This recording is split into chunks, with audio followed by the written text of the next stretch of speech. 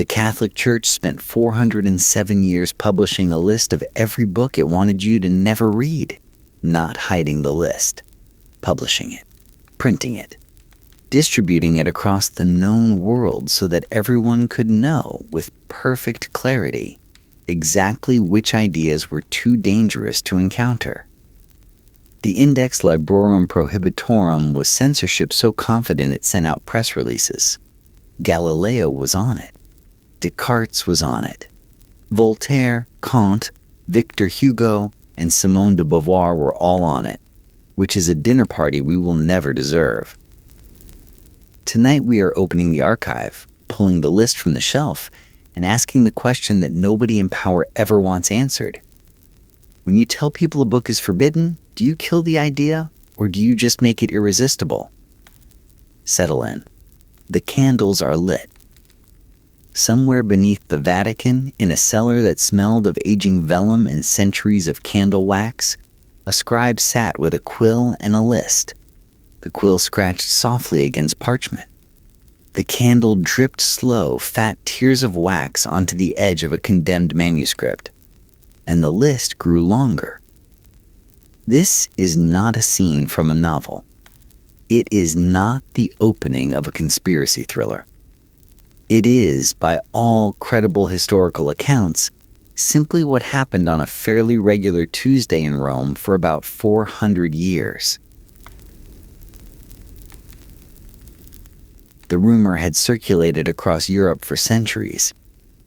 Protestants repeated it with righteous fury. Secular philosophers passed it along with knowing nods. Tavern skeptics whispered it over bread and cheap wine. Somewhere in Rome, they said the church kept a secret book, a master catalog of every dangerous idea, every heretical sentence, every inconvenient truth the faithful were never supposed to encounter, a hidden index of everything the Vatican feared. It sounded, frankly, like the kind of paranoid fantasy that people invent to feel important. The kind of story that thrives in the absence of evidence precisely because the absence of evidence feels like proof. Secret lists, hidden cellars, shadowy bureaucrats deciding what the world was allowed to think. It had all the hallmarks of a conspiracy theory, right down to the satisfying, unprovable grandeur of it. Except for one small, inconvenient detail. It was completely, meticulously, boringly true. The Index Librorum Prohibitorum, the Index of Prohibited Books, was first published in 1559 under Pope Paul IV. It was not a metaphor. It was not a loose set of guidelines. It was a printed, distributed, regularly updated, officially enforced list of every book that Catholics were forbidden to read, own, sell, or distribute. It had its own dedicated bureaucracy. It had informants. It had customs enforcement. It had, and this is the part that really deserves a moment of quiet appreciation, an appeals process. The conspiracy was real. It just had better filing systems than anyone imagined. And here is what makes it more than a historical curiosity. The architecture of this system, the logic of centralized authorities deciding which ideas are too dangerous for public consumption, did not die when the index was finally abolished. It migrated. It evolved. It found new hosts. The smell of vellum faded, replaced by the hum of servers. But the scribe's pen never really stopped moving. Before we trace that thread forward, though, we need to go back. Back to the man who started it all. A pope who had spent his career perfecting the art of suspicion, and who looked at the printing press the way a fire marshal looks at a room full of open gas cans. Pope Paul IV was not a man who arrived at censorship casually. Before he became pope, he was Gian Pietro Carafa, and before he was Gian Pietro Carafa the cardinal, he was Gian Pietro Carafa the Grand Inquisitor. Which is to say, he had spent a significant portion of his professional life deciding who was thinking wrong and what should be done about it. He was not experimenting with censorship. He had a graduate degree in it. The context matters. By the middle of the 1500s, Rome had a problem, and the problem had a name: the printing press.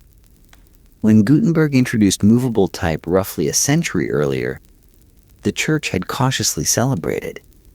More Bibles, more devotional texts, more copies of approved theology flowing into the hands of the faithful. What nobody had adequately planned for was that the printing press did not come with an editorial policy. It printed whatever you fed it. And what people fed it, increasingly, was heresy. Martin Luther's 95 Theses had already torn a gash through Christendom. Protestant pamphlets were rolling off presses across Northern Europe faster than Rome could write angry letters about them. Ideas that would once have been confined to a single monk's cell in a single monastery were now being duplicated by the hundreds, shipped across borders, and read aloud in marketplaces by people who had absolutely no theological training and, in Rome's opinion, absolutely no business forming their own conclusions. The church had burned books before, of course. That was nothing new. But burning individual copies of individual books was like trying to stop a flood with a sponge.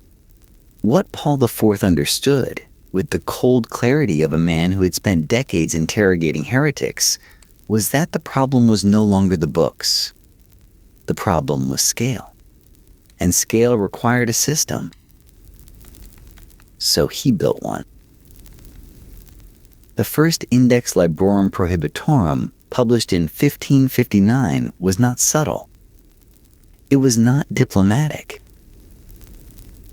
It was a blunt instrument swung with institutional fury. It did not merely ban specific passages or particular editions.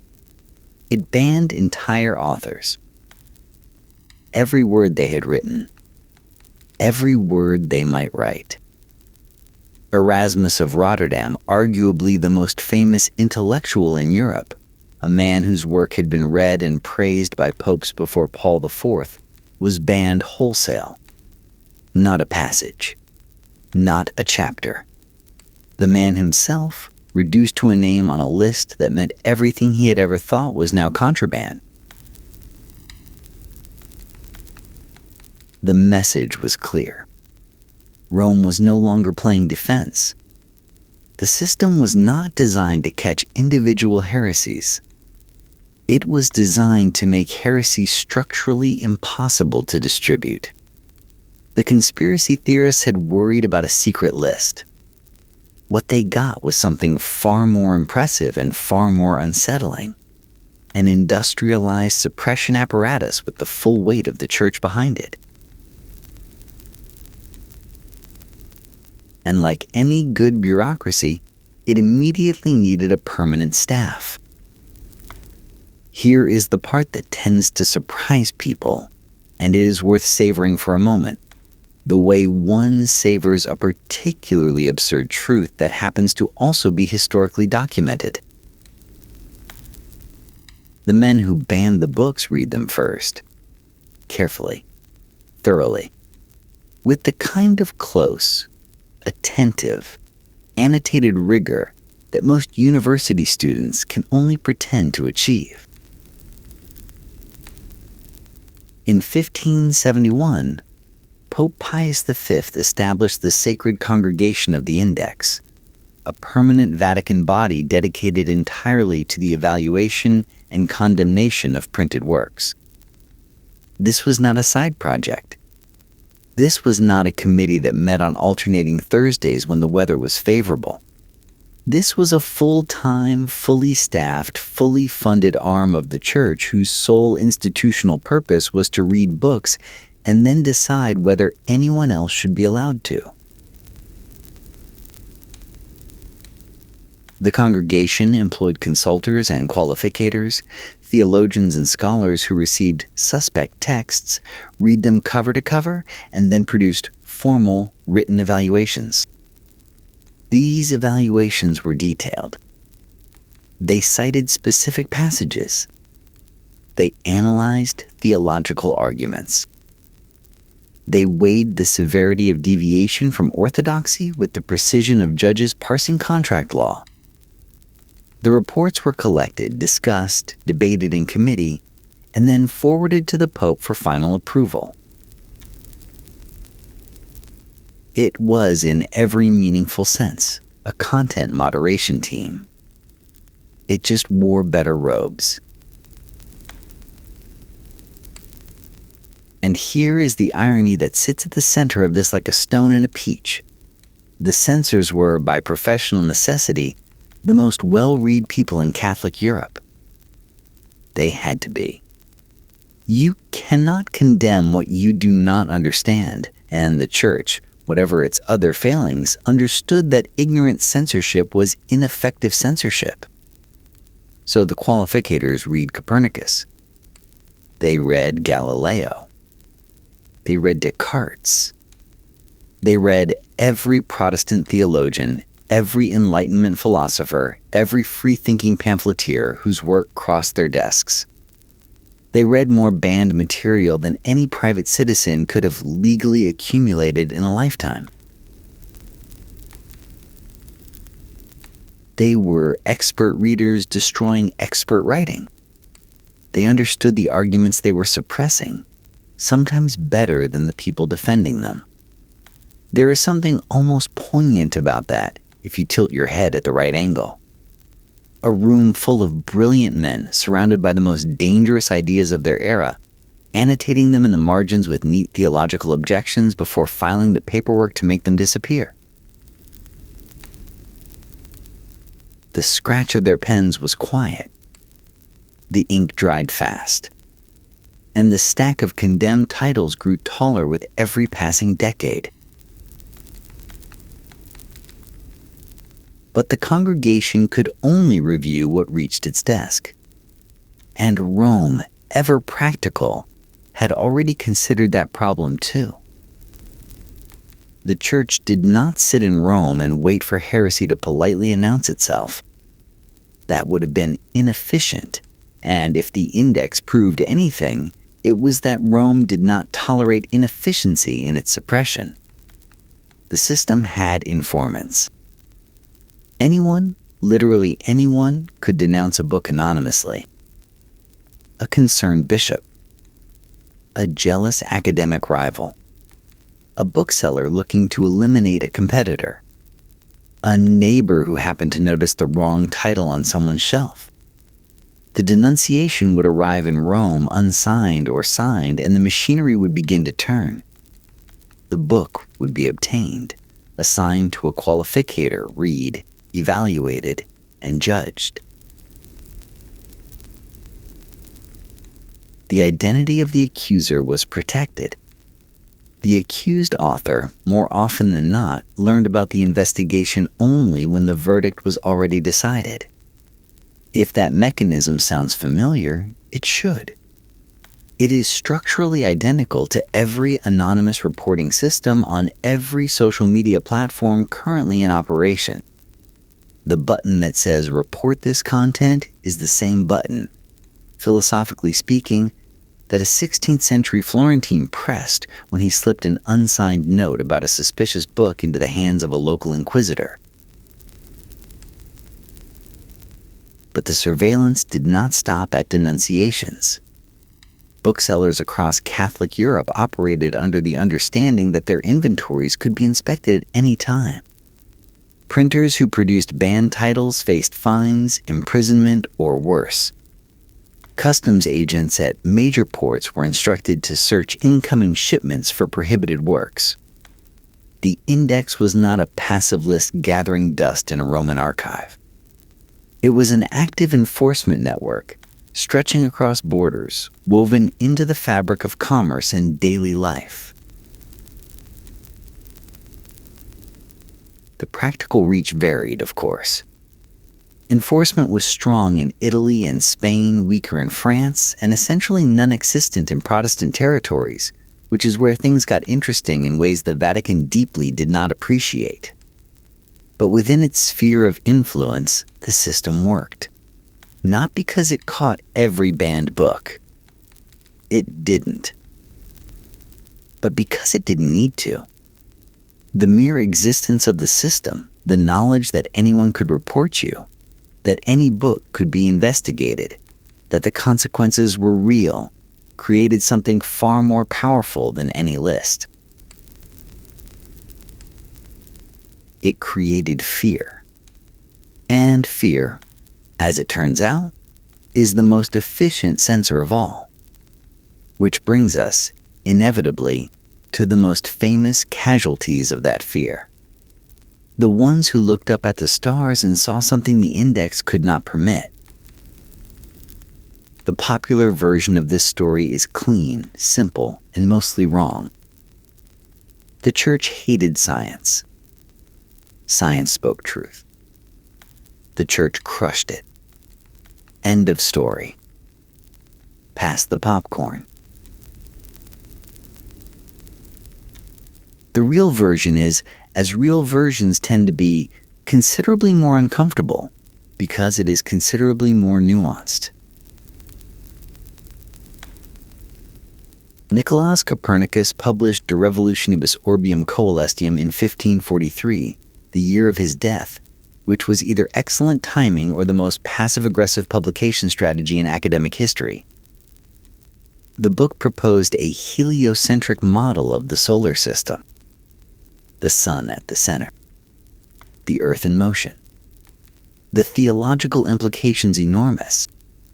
And for 73 years, Rome did essentially nothing about it. De Revolutionibus circulated. Astronomers read it. Mathematicians debated it. The church was aware of it. But the book was technical, dense, written in Latin, and not exactly leaping off the shelves of popular booksellers. It was, in the language of modern content moderation, low engagement. And the Vatican, whatever else it was, understood triage. That changed in 1616, when the book was finally placed on the index. Not banned outright. Suspended until corrected. Specific passages that directly contradicted Scripture were to be amended, and the rest could remain. It was censorship, absolutely. But it was censorship with a scalpel, not a hammer. Galileo Galilei received the hammer.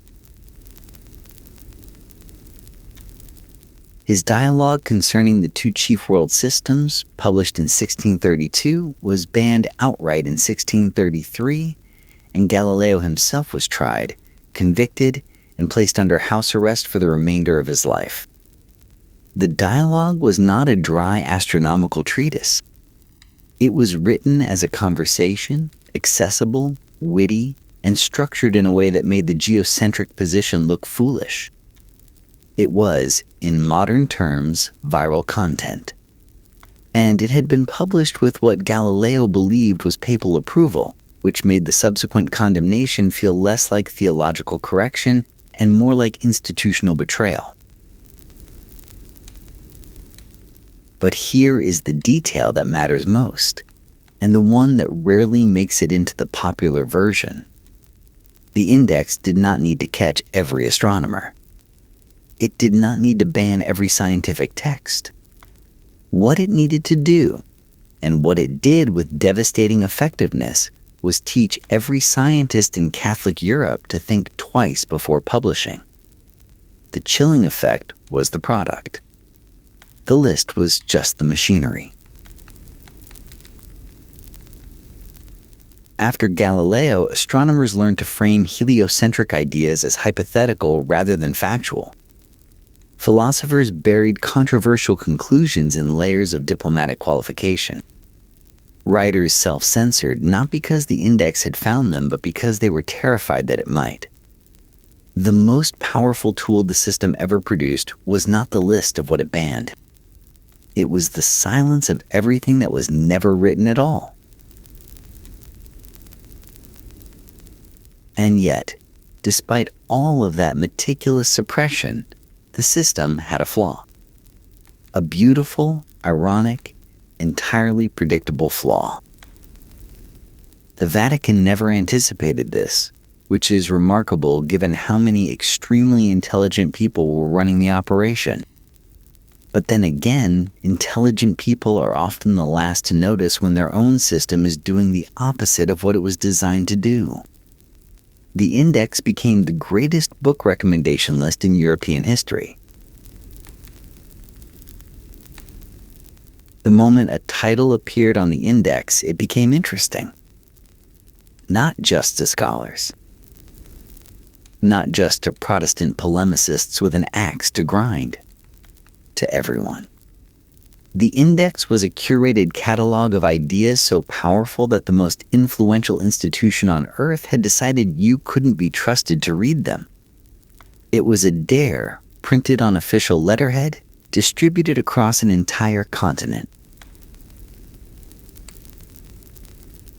Printers in Protestant territories, particularly in the Netherlands and the German states, treated the index as a publishing guide. If Rome banned it, Amsterdam printed it. In bulk. At a markup. The economics were beautiful in their simplicity. The Vatican did the editorial work, identified the most provocative and intellectually significant texts of the era, and then Protestant booksellers sold them. The names on the list read like a syllabus for the history of Western thought.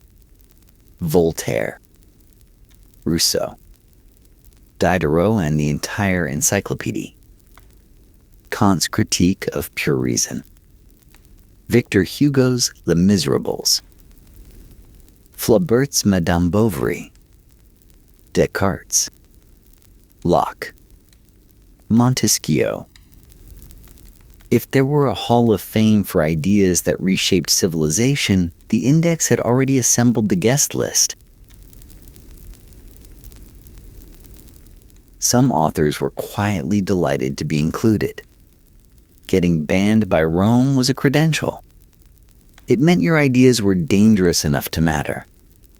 Voltaire, who appeared on the index multiple times, treated his condemnations with roughly the same enthusiasm a modern author treats a bestseller ranking.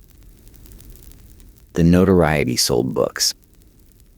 The scandal attracted readers. The prohibition became the promotion.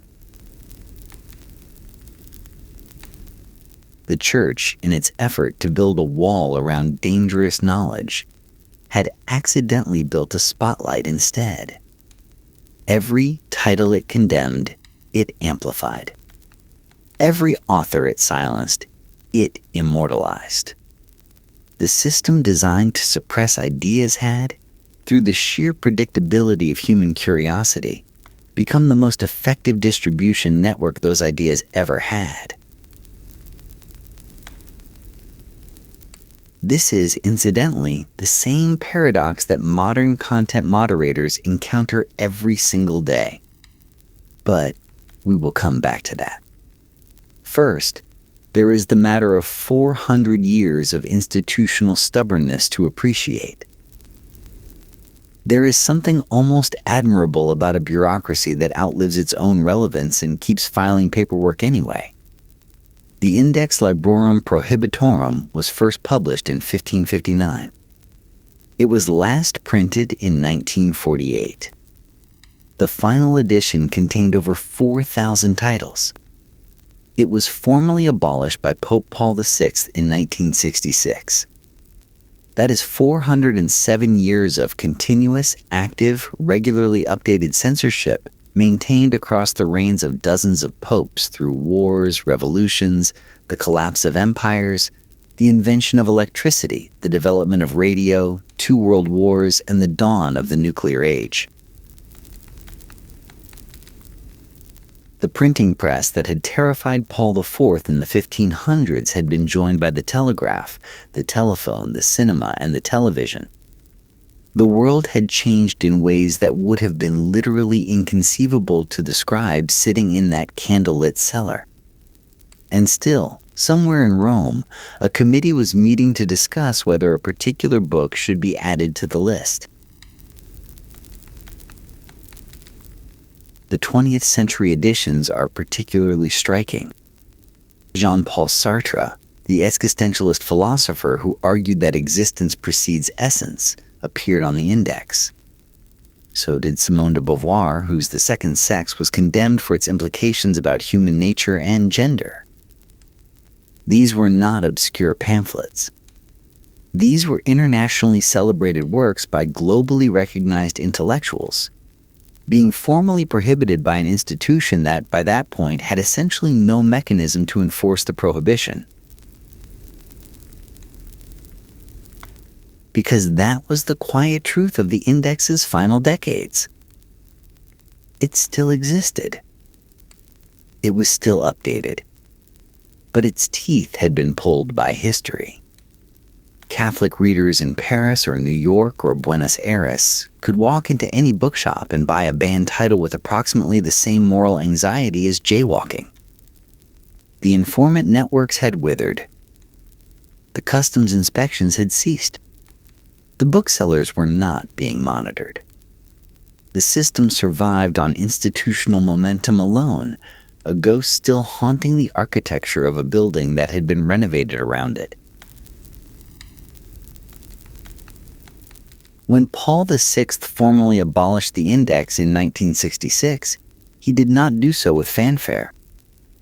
There was no dramatic ceremony, no bonfire of the list itself. The Vatican simply announced that the index no longer carried the force of ecclesiastical law, though it retained, and this phrasing is exquisite, moral force. Which is Vatican speak for. We're not enforcing it, but we'd still really prefer you didn't. The list stopped. The logic didn't. Let us for a moment build 2 columns. In the first column, a centralized authority reviews content flagged by an anonymous reporting system. A team of trained evaluators reads the material carefully, assesses it against a set of community standards, produces an internal report, and issues a verdict. The content is either approved, modified, or removed. An appeals process exists, technically, but the original decision is rarely overturned.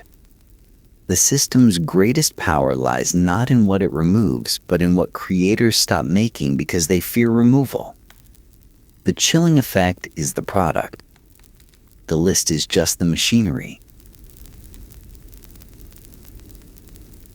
In the second column, everything described in the first column, except the evaluators wear robes, the community standards are called theology, and the server farm is a cellar in Rome that smells faintly of vellum and candle wax. The structural parallels between the Index Librorum Prohibitorum and modern content moderation are not metaphorical. They are architectural. The same components, assembled in the same order, producing the same outcomes, separated by 5 centuries of technological change and approximately 0 philosophical evolution. Anonymous reporting. The index had it. Every major platform has it. The reporter is protected. The reported rarely knows who flagged them or why until the verdict is already rendered. Review teams. The congregation of the index employed trained theologians who read condemned material with scholarly rigor. Modern platforms employ content moderators who review flagged posts against policy documents that run to hundreds of pages. The robes are gone. The eye strain is hereditary. Appeals processes. The index allowed authors to petition for reconsideration. Modern platforms allow users to appeal removals. In both systems, the success rate of appeals is low enough to be decorative rather than functional. And then there is the Streisand paradox, which the Vatican discovered 4 centuries before Barbara Streisand's real estate photographer made it famous. Banning something makes it more interesting. Suppressing content amplifies it. The index made bestsellers out of heretics. Modern deplatforming regularly transforms obscure voices into causes célèbres. The mechanism is identical. The scale has simply changed. But the deepest parallel, the one that should sit with you like a stone in your shoe after this story is over, is the chilling effect. The index's most potent legacy was never the 4,000 titles it banned. It was the tens of thousands of books that were never written. The ideas that died in draft. The sentences that were softened, hedged, buried in qualifications, or simply abandoned because the author glanced at the list and decided that silence was safer than consequence. That calculus has not changed.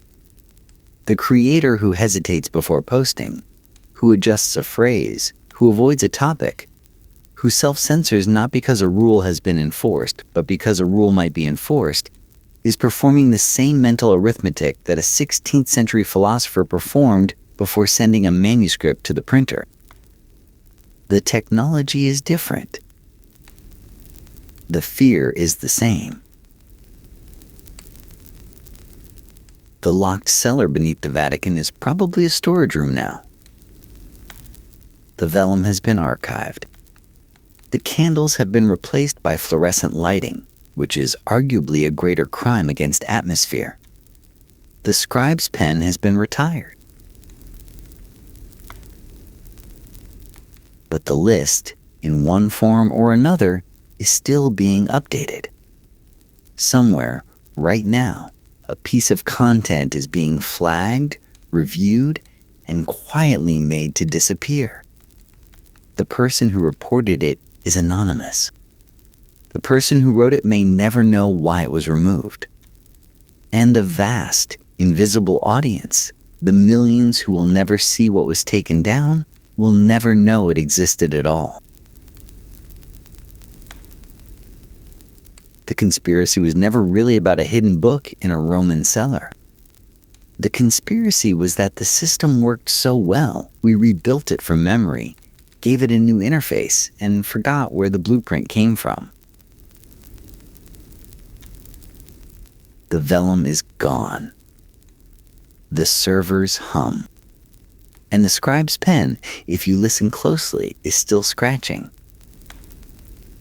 Here is the version of the Black Death that lives in popular imagination: rats, dark robes, mass graves, and a continent screaming into the void.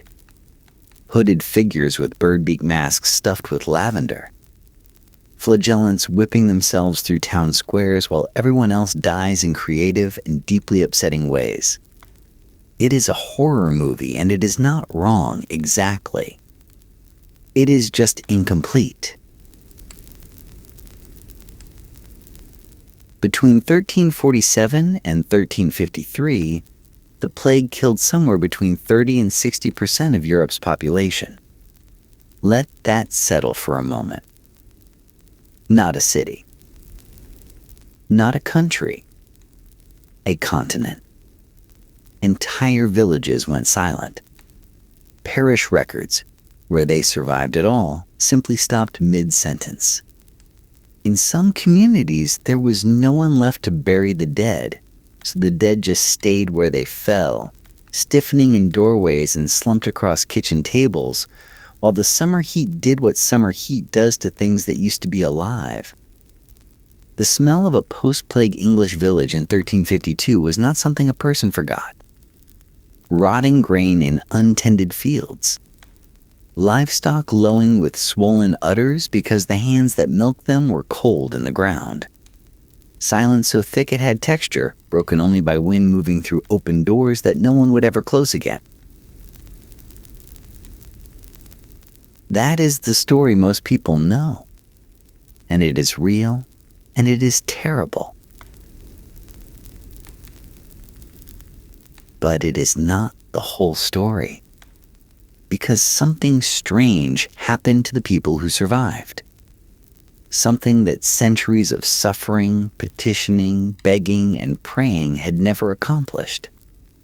The people who crawled out of the plague years discovered, almost by accident, that their labor was suddenly worth a fortune.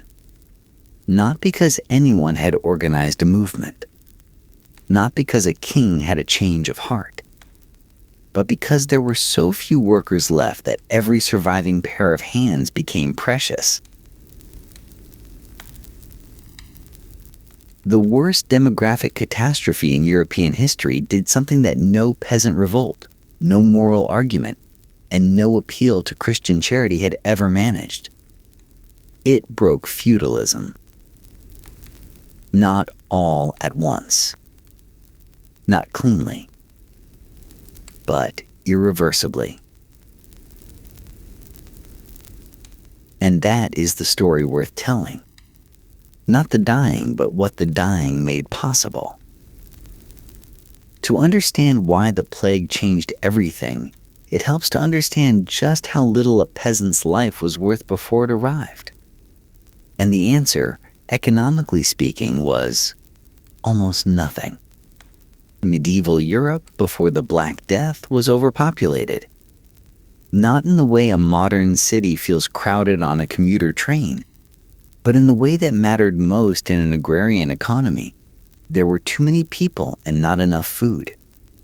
The Great Famine of 1315 to 1322 had already made this painfully clear, killing millions across northern Europe through a combination of crop failure, livestock disease, and the kind of widespread starvation that turns neighbors into competitors.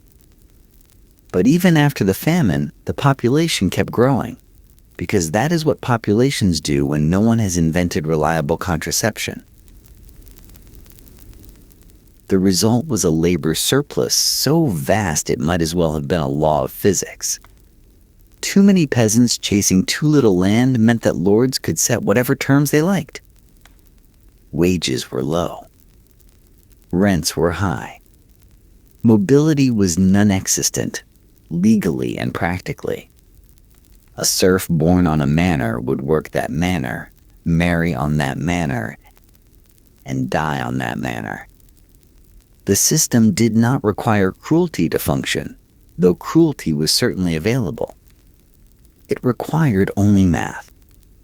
When labor is abundant, labor is cheap. And cheap labor does not negotiate. Then the plague removed somewhere between a third and a half of the workforce in under a decade. The math flipped overnight.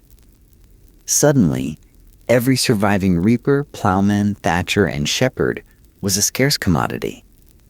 And scarce commodities, as any merchant could explain, command higher prices. In England, agricultural wages roughly doubled within a decade of the plague's first wave. In some regions, they tripled. Lords who had never so much as glanced at the people working their fields were now personally walking those fields, hat in hand, trying to recruit harvesters. Peasants were being offered meals, ale, cash bonuses, and better lodging. Not out of generosity. Out of desperation. The mechanism was obscenely simple. People are worth more when there are fewer of them. That is not a moral statement. It is not an inspirational one. It is an economic observation so uncomfortable that it has haunted labor economics ever since. Centuries of peasant appeals to fairness, to God, to basic human decency, had accomplished effectively nothing. A bacterium accomplished everything. Not because it cared about justice, but because it accidentally created the market conditions that made justice profitable. There is something deeply unsettling about that. There should be. Here is a fact that seems counterintuitive until it isn't. After the plague, Europe had more usable land than it had enjoyed in centuries. And this was a catastrophe. Entire villages stood empty. In Germany, they called them Wüstungen, the deserted places, and there were thousands of them. Across England, settlements that had thrived for generations simply ceased to exist. Fields that had been carefully plowed, planted, and harvested for decades lay fallow, their furrows slowly softening back into meadow. Orchards dropped their fruit into mud where it split and rotted, filling the autumn air with a smell that was sickly sweet, almost pleasant until the brain connected it to the reason nobody was picking the apples. Cattle wandered into abandoned villages and stayed there, grazing in what had been someone's kitchen garden. Sheep drifted across open land with no shepherd to guide them, their wool thickening into matted tangles that would have been worth good money if anyone had been alive to shear them. The lords who owned all this beautiful, fertile, suddenly useless land discovered a truth that feudalism had conveniently obscured for 500 years. Land without labor is just scenery. Owning 1,000 acres meant nothing if there was no one to plow them. Rents collapsed because tenants had either died or, more alarmingly, had walked away to a neighboring estate that offered a better deal. And that was the real revolution. Not that peasants were angry, because peasants had always been angry, but that peasants had options. A surviving tenant farmer in 1355 could look at the terms being offered by one lord, shrug, and walk 3 miles down the road to a lord who was offering lower rent, better land, and a cottage with an actual roof. The old lord could fume. He could invoke tradition, custom, the natural order. But he could not harvest his own wheat. And wheat that stays in the field feeds no one and earns nothing. Land was plentiful. People were scarce. And everybody, from the lowliest serf to the most powerful baron, knew it. England makes a particularly vivid case study, partly because the English kept meticulous records, and partly because the plague's economic revolution is still literally visible in the landscape if a person knows where to look. The Black Death did not kill evenly. Some English communities lost 70% of their population. Others lost 30%. This unevenness created something unprecedented, a patchwork of local labor markets with wildly different conditions, all within walking distance of each other. A village in Norfolk that had been gutted might sit just 15 miles from a village in Suffolk that had survived relatively intact. The surviving peasants in both places could do arithmetic. And so they walked. This was the quiet, unglamorous heart of the post-plague revolution. Peasants who had been legally bound to their manors, who had never traveled farther than the nearest market town, simply packed up and left. They walked down roads that the Romans had built and that medieval England had mostly neglected, heading for the manor that was offering the best deal. Legally, this was forbidden. In practice, the lord they left behind could not spare the labor to chase them, and the lord they arrived at had no interest in sending them back. The road network, such as it was, became liberation infrastructure. Not because anyone designed it that way, but because a road does not care about feudal obligation. It just goes somewhere else. Some villages never recovered. Tusmore in Oxfordshire was completely depopulated by the plague's first wave and never resettled. It exists today only as a set of faint earthworks in a farmer's field, visible from the air as the ghost of a street plan. Across England, there are more than 3,000 of these lost villages, their outlines preserved as humps and ridges in the grass, subtle enough to miss on foot but unmistakable in aerial photography. Ridge and furrow patterns, the corrugated texture left by medieval plowing, stripe across modern pasture land like the fingerprint of a vanished world. The fields look peaceful now. Soft green hills, grazing sheep, the quiet English countryside that painters love. But those gentle undulations in the earth are grave markers of a kind. Beneath the grass lie the foundations of homes where families ate and slept and argued and died. The landscape remembers what the history books sometimes forget, that the pastoral calm of the English countryside was, in many places, purchased by catastrophe. And it was from this emptied, reshaped geography that a new kind of economy began to grow. One where a peasant's feet were, for the first time, more powerful than a lord's decree. There were no unions, no pamphlets, no charismatic leaders standing on barrels giving speeches about the dignity of labor. What happened after the plague was something far stranger and, in its own way, far more powerful. Thousands of individual peasants, with no coordination whatsoever, independently arrived at the same conclusion. They could say no. A reaper in Kent refused to work for the old rate. A family in Wiltshire quietly decamped to a neighboring manor that was offering better terms and a cow.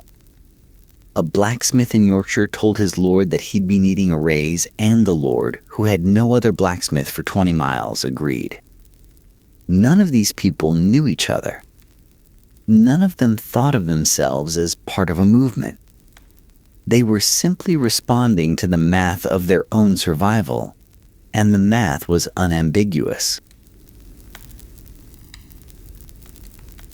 Women, in particular, found themselves holding cards they had never been dealt before.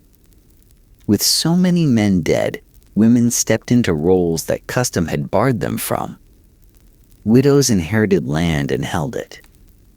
Women entered trades, ran alouses, brewed commercially, and managed farms. The marriage market, if one can call it that without flinching, transformed entirely.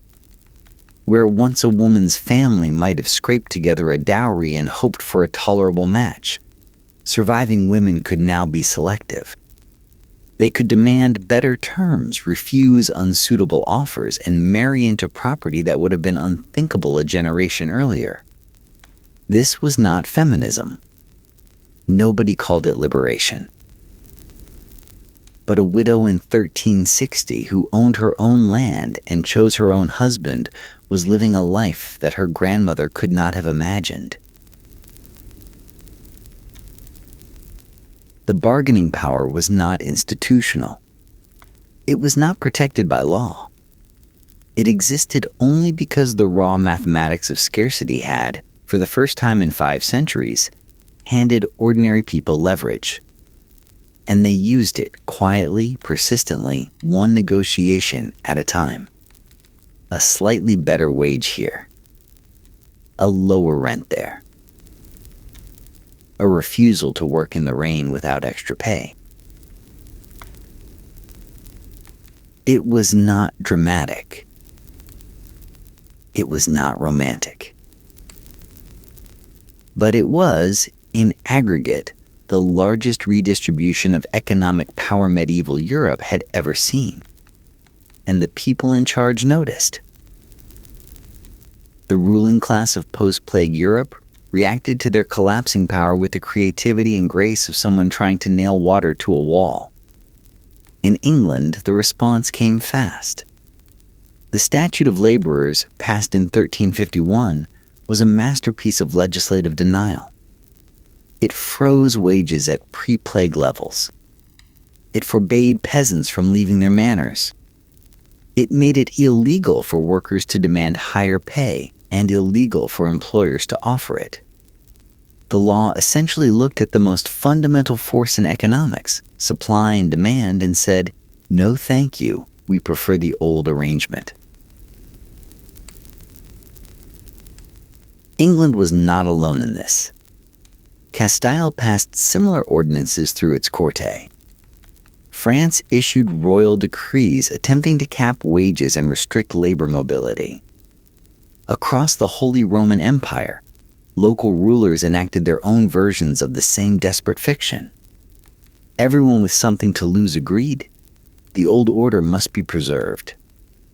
The peasants must be put back in their place. The law would handle it. The law did not handle it. The problem was elegantly simple. Enforcing wage caps required labor. Chasing runaway peasants required labor. Administering fines required labor.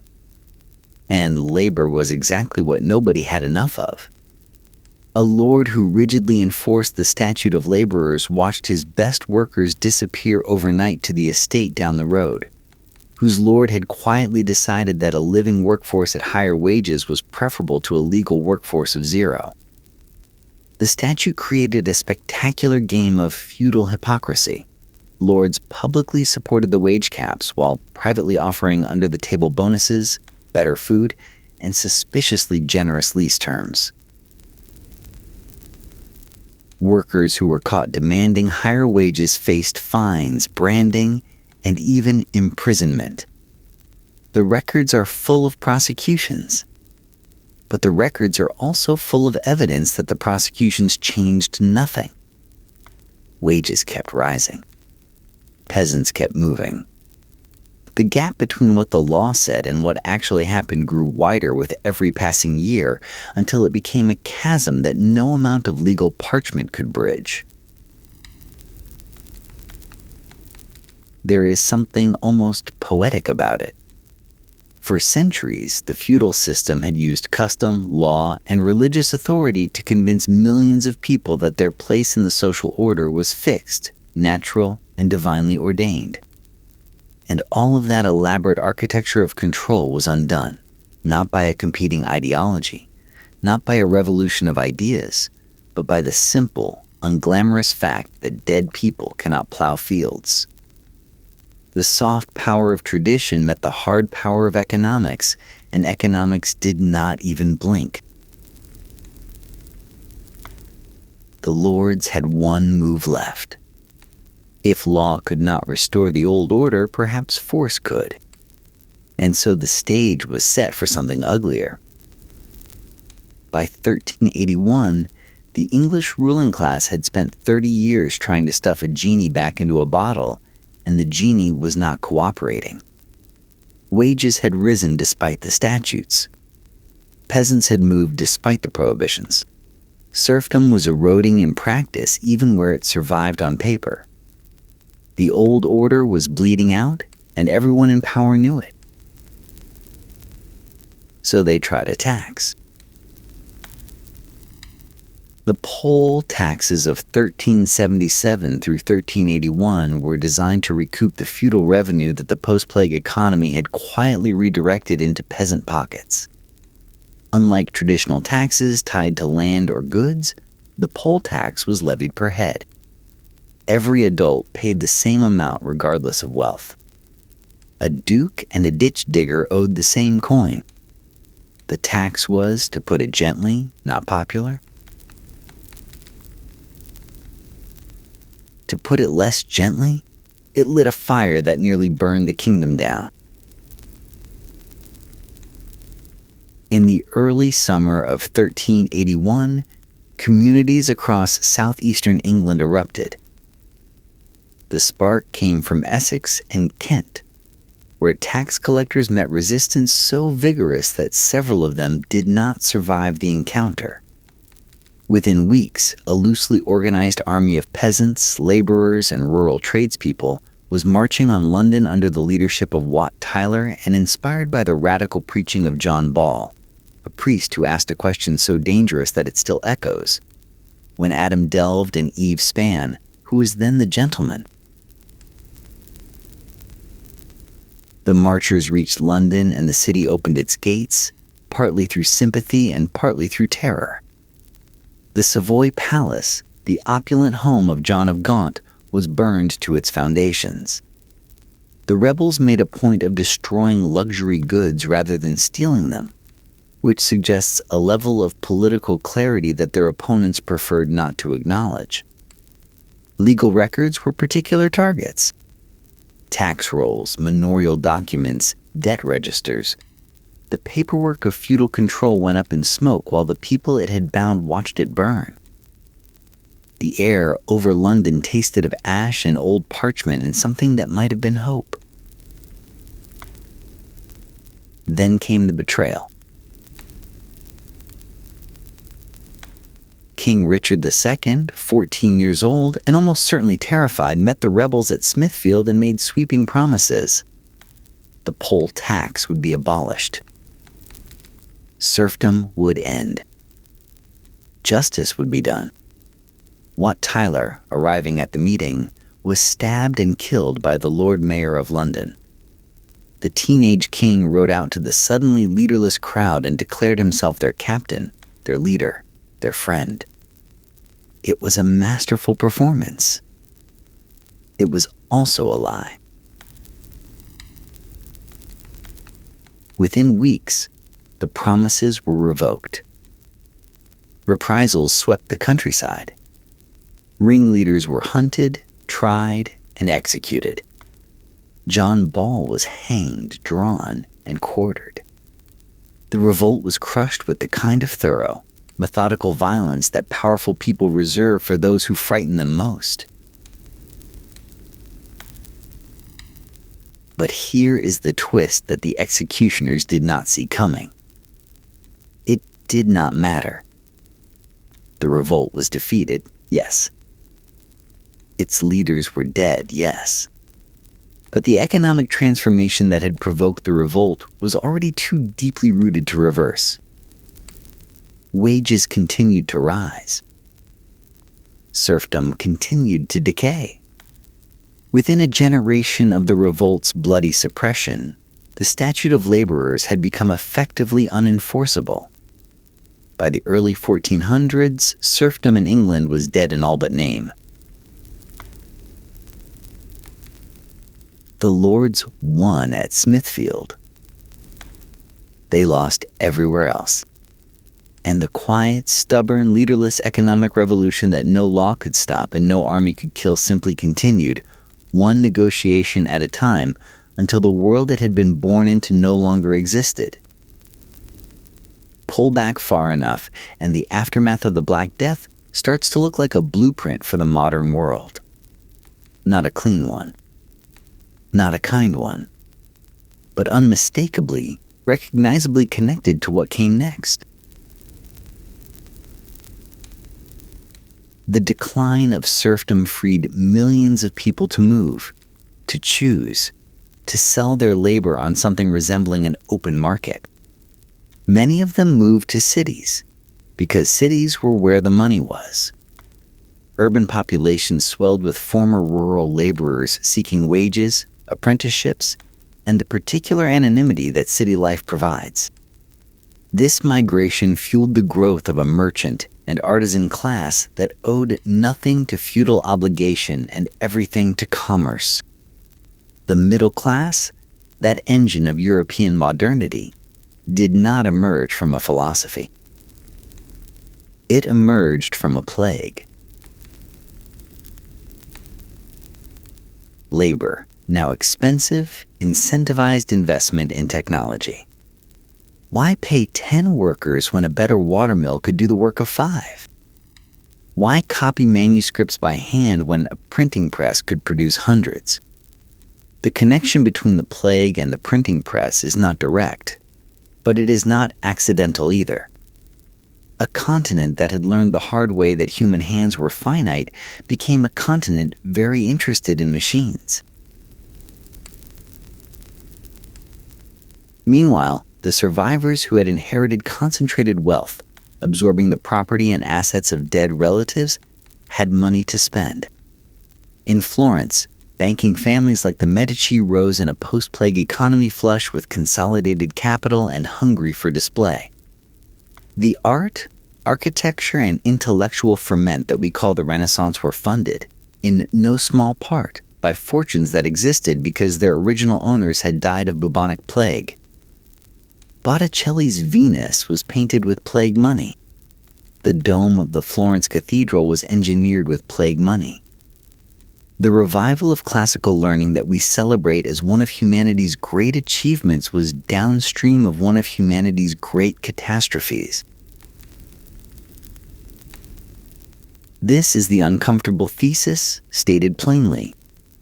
The greatest redistribution of labor power in European history was not achieved by moral argument. It was not achieved by political organizing. It was not achieved by revolution, though revolution tried. It was achieved by mass, indiscriminate, catastrophic death. The system did not budge when people asked nicely. It did not budge when people asked loudly. It budged when there simply were not enough people left to keep it running. There is a faint, unsettling echo of this in living memory. The labor shortages that followed the global pandemic of 2020, the so-called Great Resignation, saw workers in low-wage industries suddenly discover leverage they had never held. Wages rose. Conditions improved. Employers who had treated their workforce as interchangeable found, to their visible surprise, that the workforce disagreed. The scale is incomparable. The death toll is incomparable. But the mechanism, the uncomfortable mathematics of scarcity creating power, is the same equation, written in a gentler hand. So what does it mean? What does it say about power, about systems, about the distance between what is just and what is possible? Perhaps only this, that the structures which benefit from inequality are remarkably resilient to everything except the loss of the people they depend on. Moral arguments are easy to ignore. Missing workers are not. The villages that the plague emptied are quiet now. The fields have healed over. The bones are deep in the earth, and the grass grows green above them, and sheep graze where families once ate their suppers by firelight. The dead did not choose to remake the world. They did not know they were remaking it. They simply were not there anymore, and in their absence, something shifted that could never shift back.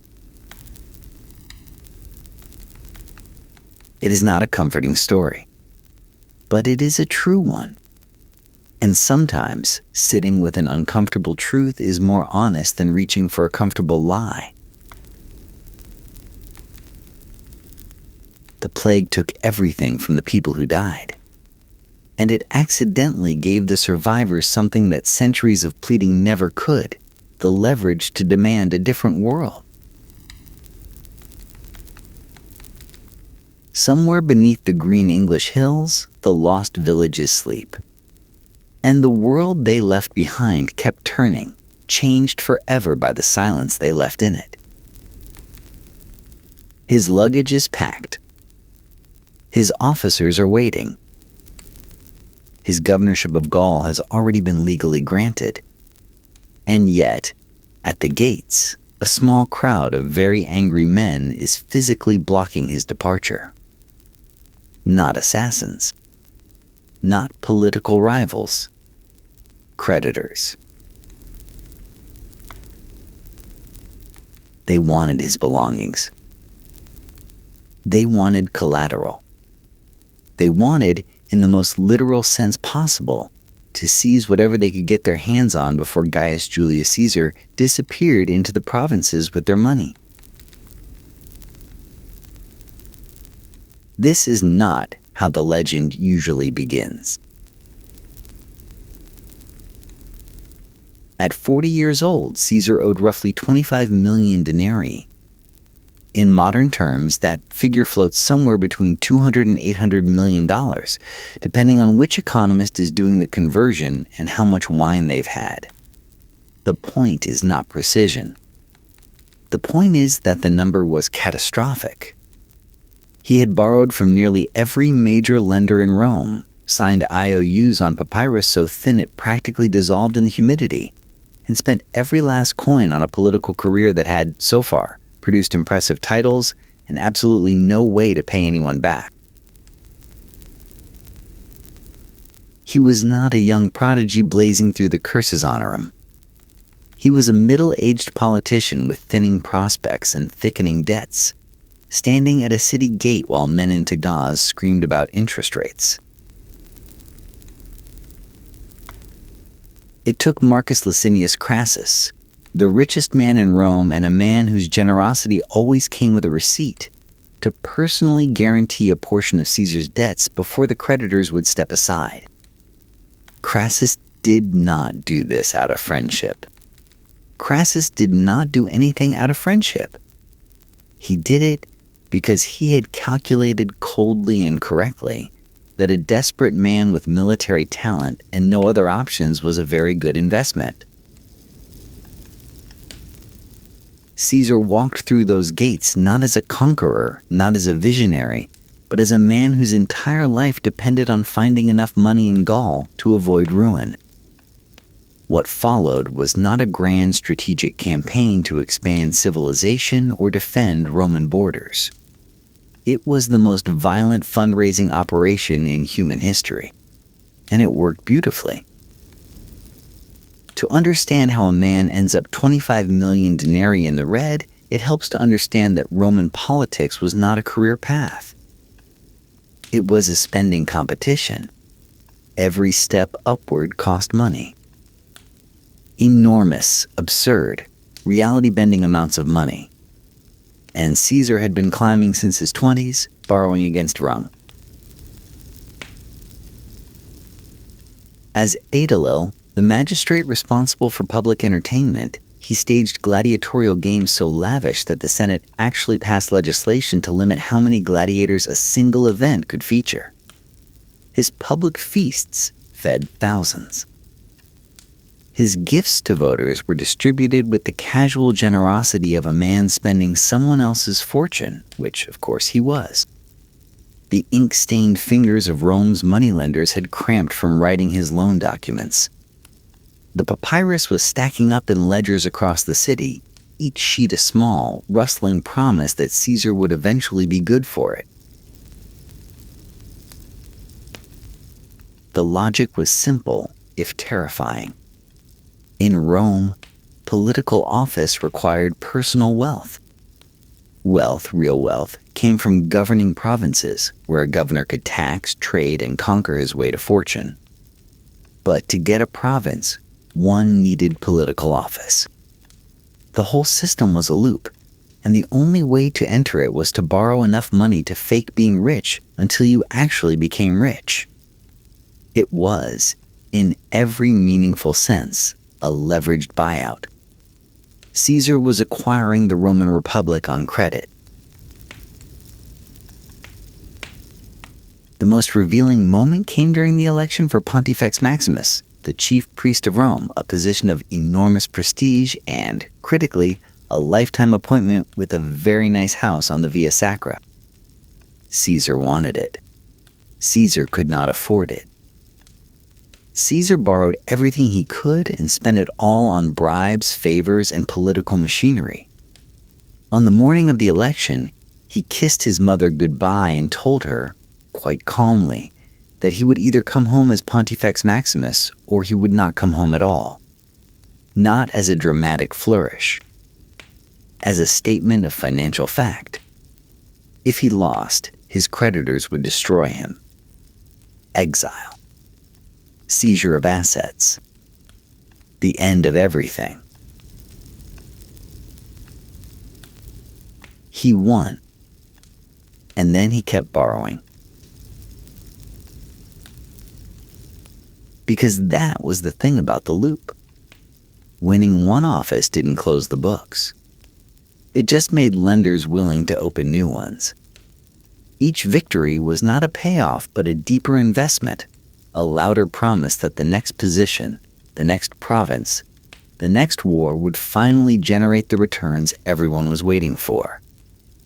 Caesar's entire career was a rolling series of bets, each one larger than the last, each one requiring the next to avoid collapse.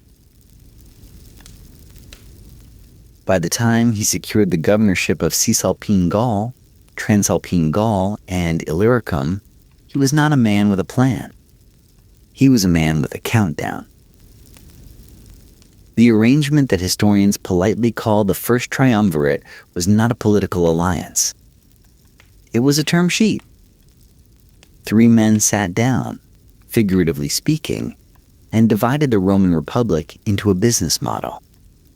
Marcus Licinius Crassus brought the money. He was, by most accounts, the wealthiest private citizen Rome had ever produced. A man who had built his fortune through real estate speculation, slave trading, and the charming innovation of operating Rome's only private fire brigade, which would arrive at a burning building and negotiate a purchase price while the owners watched their lives turn to ash. Crassus understood leverage. And he understood that Caesar, who owed him a staggering sum, was not a friend but a portfolio asset. Pompey the Great brought military prestige. He had conquered the eastern Mediterranean, reorganized entire kingdoms, and returned to Rome expecting the Senate to shower him with land grants for his veterans. The Senate, being the Senate, instead spent 3 years arguing about procedure. Pompey needed a political operator who could push legislation through the popular assemblies. He needed Caesar. And Caesar needed both of them. Crassus's money kept his creditors at bay. Pompey's reputation lent legitimacy. In return, Caesar offered what he had always offered: the ability to work a crowd, manipulate a vote, and make the machinery of Roman populist politics grind in the direction he chose. The governorship of 3 provinces, granted for an unprecedented 5 years, was not a reward for Caesar's service. It was the collateral on the entire arrangement. Gaul was supposed to generate revenue.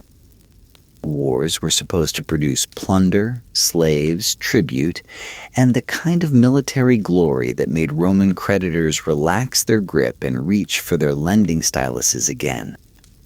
If Caesar marched north and found nothing worth taking, if the campaign stalled, if the tribes refused to provide convenient enemies, the whole structure would collapse. Crassus would call in his debts. Pompey would find a more useful ally. The Senate would prosecute Caesar for the illegal acts he had committed as consul. So when Caesar walked out of Rome that spring, luggage barely rescued from his creditors, he was not embarking on an adventure. He was executing a business plan. The product was conquest. The customers were his investors. And the cost of failure was everything. Somewhere in Gaul, 1 million people who had never heard of Roman debt law were about to become the margin on that investment. Caesar arrived in Gaul and immediately began looking for a fight. Not because the borders were threatened. Not because Roman honor demanded it. Because his accounts demanded it, and accounts do not accept excuses. The Helvetii provided the first opportunity. An entire people, roughly 300,000 strong, had decided to migrate westward across Gaul, moving away from pressure by Germanic tribes. They had burned their own towns behind them. They were not invading Roman territory. They were, in the most generous reading, passing through Allied land. In the least generous reading, they were simply walking in a direction Caesar found financially convenient. He attacked them anyway. The justification he later wrote in his commentary was elegant, measured, and almost entirely beside the point. The Helvetii were a target because defeating a migrating people meant capturing everything they carried: livestock, gold, grain, tools, jewelry, children. A moving population was a moving treasury, and Caesar needed a withdrawal. The economics of Roman warfare were remarkably systematic. After a battle, plunder was gathered, catalogued, and divided according to strict percentages. The commanding general received a substantial personal share. Officers took their cut. Soldiers received bonuses proportional to rank. And then there were the slaves. The sound of Roman military auctioneers is one of history's forgotten horrors. After each major engagement, captured Gauls were assembled, assessed, and sold in lots. Tens of thousands at a time. Dealers traveled with the army specifically for this purpose. The prices varied. A skilled craftsman fetched more than a field laborer, a young woman more than an old man. The auctioneer's voices carried across the temporary markets, calling out bids in a rapid, practiced cadence, the same tone a livestock dealer might use. Because that is precisely what it was. Back in Rome, the effects were immediate. Gallic gold flooded the money markets. Freshly minted coins, still warm from the forge, smelling of hot metal and smoke, poured into circulation. Caesar sent shipments back with the regularity of quarterly earnings reports. His commentary, those famous accounts of the Gallic Wars written in crisp, detached third person, functioned as something between a military memoir and an investor newsletter. Every victory described in careful detail. Every tribe defeated with elegant prose. Every reader in Rome quietly doing the math on what the plunder was worth. By ancient estimates, the campaigns across Gaul killed over 1 million people and enslaved another 1 million. Those numbers are debated by modern historians, adjusted upward or downward depending on methodology, but even the conservative figures are staggering. This was not collateral damage. This was the revenue model. There is a persistent romantic notion that Roman legionaries marched for the glory of Rome. They did not. They marched for land, money, and the promise that when it was all over, they would retire to a nice farm somewhere warm and never hold a sword again. Caesar understood this perfectly. His soldiers were professional laborers bound by economic contracts, not patriotic fervor. A legionary earned roughly 900 sestertii per year, a modest wage from which deductions were taken for food, equipment, and the privilege of not being flogged.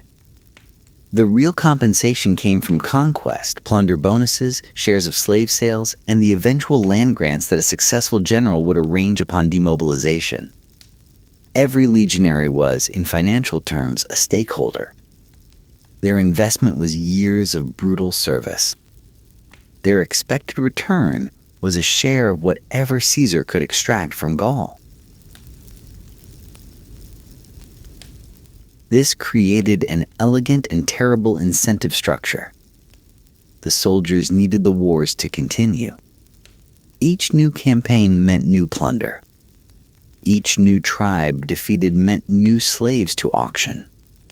If Caesar paused, if he settled for diplomacy when battle was more profitable, his own army's morale would buckle. The legions were not merely an instrument of conquest. They were a workforce demanding continuous returns.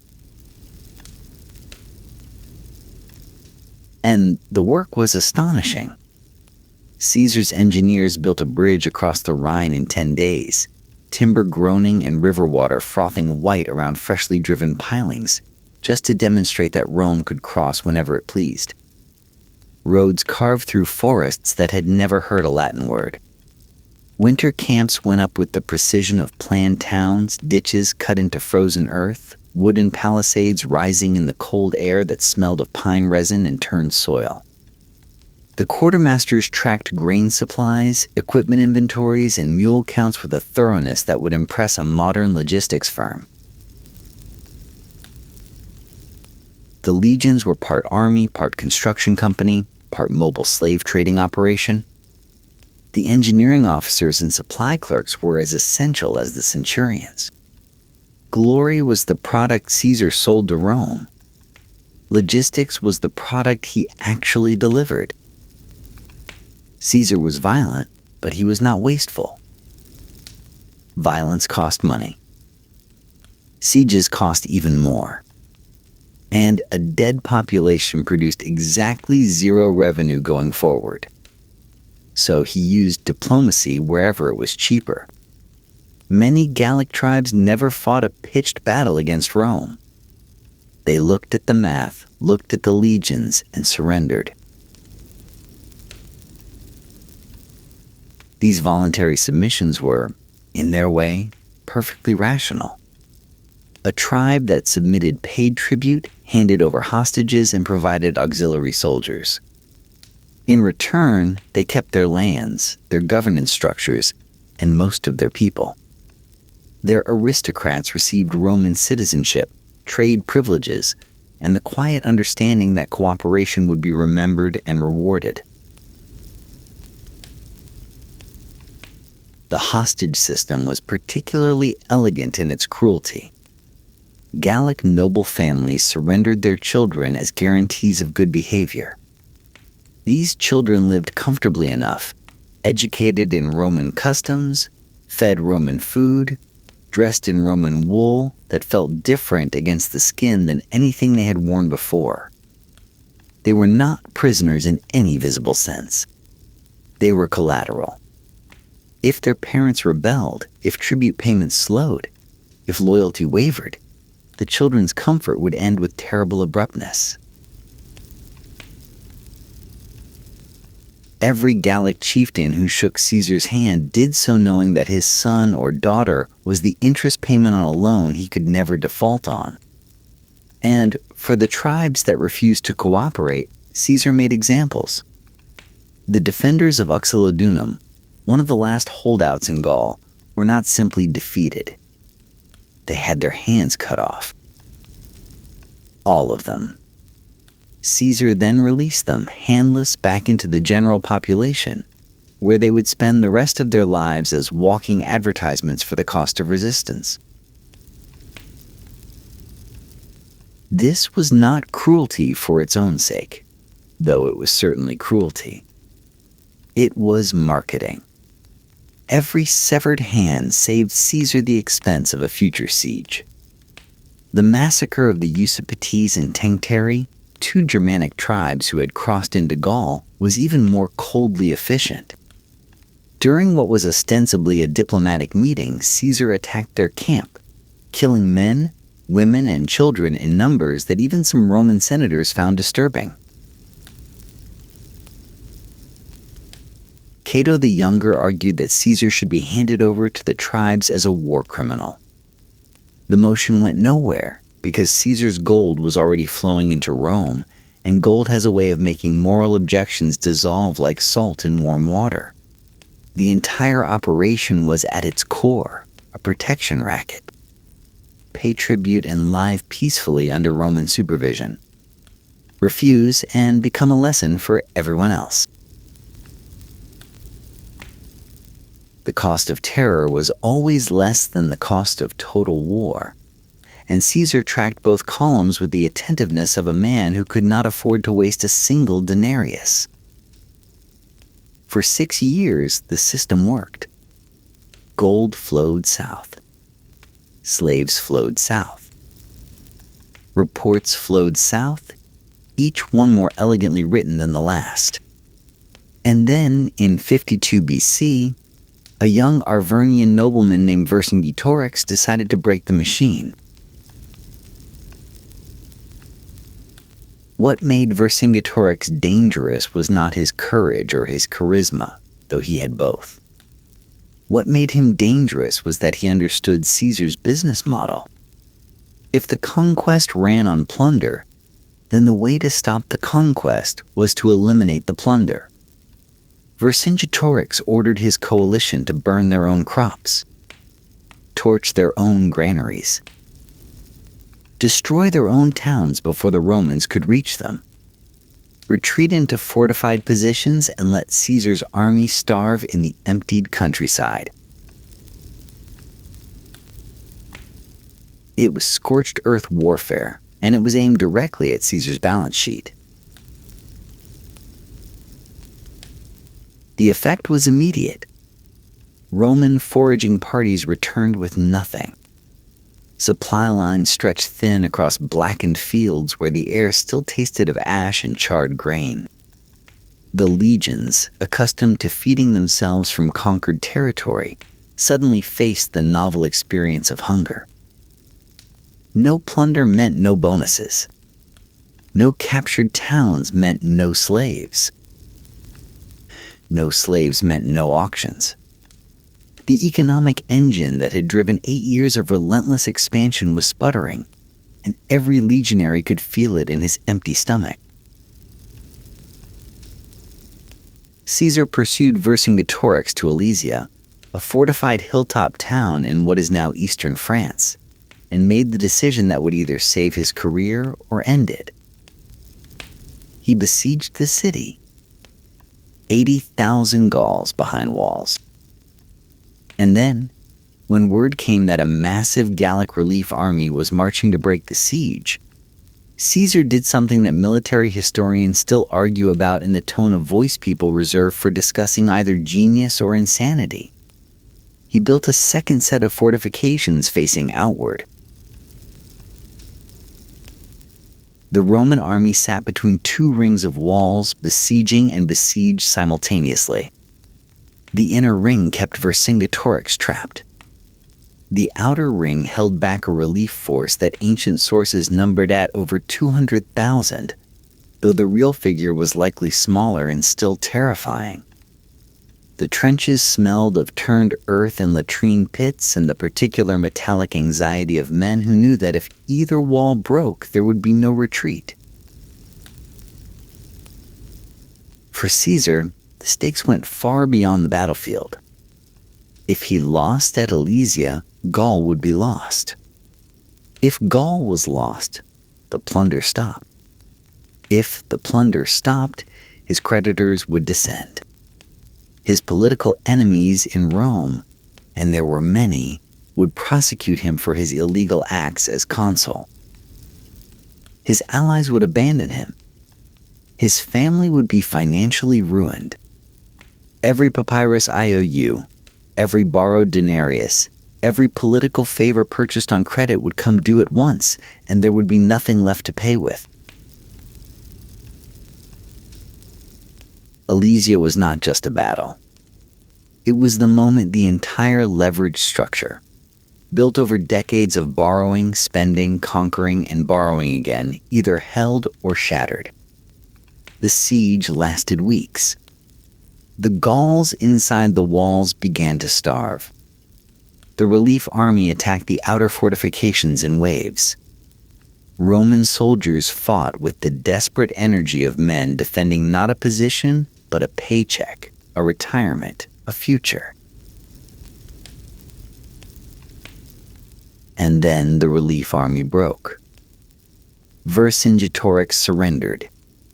Caesar, standing in the autumn light with dirt under his nails and blood on his boots, had survived the only moment that truly threatened to unravel everything.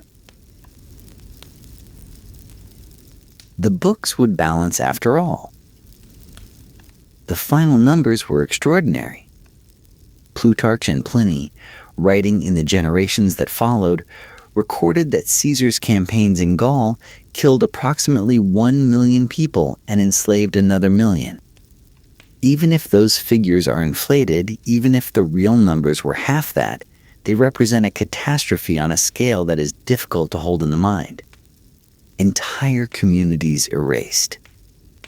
Entire populations marched to auction blocks where the auctioneers' voices had long since gone hoarse, replaced by assistants who called out bids with the same flat efficiency, day after day, year after year.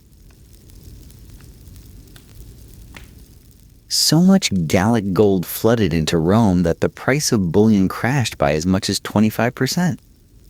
The money market staggered under the weight of it. Lenders who had spent years anxiously tracking Caesar's IOUs now found themselves repaid in full with interest in freshly minted coins that still smelled of the forge.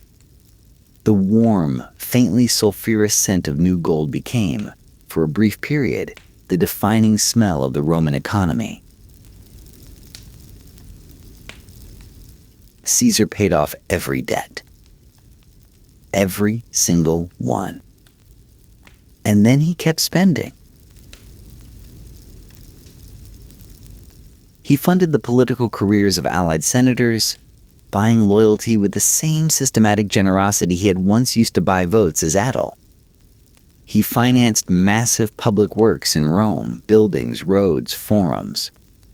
He distributed grain to the urban poor with a lavishness that made him genuinely beloved in the neighborhoods that mattered most on election days. The warm bread, the free oil, the public games that grew larger and more spectacular each season, all of it paid for with Gallic blood converted through the efficient machinery of Roman finance into Roman prosperity. And he still had enough left over to fight a civil war. When Caesar crossed the Rubicon in 49 BC, he did so not as a desperate debtor, but as the most liquid man in Rome. The war against Pompey and the Senate was financed entirely from Gallic plunder. The soldiers who followed him south were the same men who had fought at Alesia, men who trusted Caesar not because he was a great leader, though he was, but because he had always paid them. On time. In full. With bonuses. The Commentarii on the Gallic Wars, those masterpieces of Latin prose that schoolchildren still read, were perhaps Caesar's most sophisticated financial instrument of all. Written in elegant third person as though the author were merely a detached observer of his own genius, they transformed a decade of conquest into a narrative of Roman destiny. Every battle described with clarity. Every decision presented as inevitable. Every tribe defeated with a regretful necessity that made butchery sound like statesmanship. The books were sent back to Rome in installments, read aloud in the forum, copied, and circulated among the political class. They were not military history. They were investor relations documents designed to reassure everyone with money in the venture that the returns were coming, that the project was sound, that Gaius Julius Caesar was a man you could trust with your capital. And it worked. It worked so completely that 2,000 years later, the story is still told his way. The brilliant general. The bold strategist. The man who saw further than his rivals and acted with decisive courage. All true, in their way. But also, the man who owed more money than most nations and killed his way to solvency. The man whose every tactical decision was shadowed by a financial calculation. The man who understood, perhaps more clearly than anyone before or since, that in the right circumstances, debt is just ambition wearing a different toga. History does not remember the creditors. It does not remember the auctioneers whose voices carried across those dusty Gallic markets. It does not remember the quartermasters who counted the grain or the clerks who tallied the slaves. It remembers Caesar, golden and inevitable, as though conquest were something that simply happened rather than something that was financed, structured, and sold. The line between visionary leadership and a highly leveraged bet that happened to pay off is almost impossible to draw from inside history. From outside, it is not much easier. Debt has driven more conquests than ideology. More borders have been redrawn by balance sheets than by swords. And the most dangerous man in any empire is not the one with the largest army. It is the one who owes the most money and has just been handed a weapon.